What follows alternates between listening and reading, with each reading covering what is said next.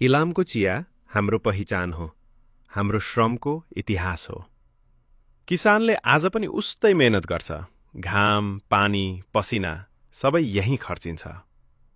सूर्योदय म्युनिसिपालिटीले हरियो चियापातको न्यूनतम समर्थन मूल्य घोषणा गरेको थियो, तर त्यो मूल्य 7 वर्षदेखि संशोधन भएको छैन।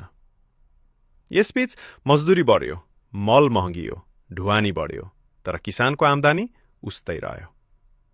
अर्को यथार्थ के हो भने इलाममा उत्पादन भएको धेरै चियाको मूल्य आज पनि इन्डियाको बजारमा निर्भर छ।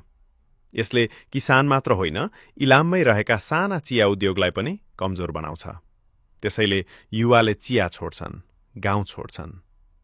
समाधान चिया धेरै उब्जाउने होइन, समाधान हो हरियो पातको न्यूनतम समर्थन मूल्य, लागत आधारित र नियमित रूपमा पुनरावलोकन गर्ने स्पष्ट व्यवस्था।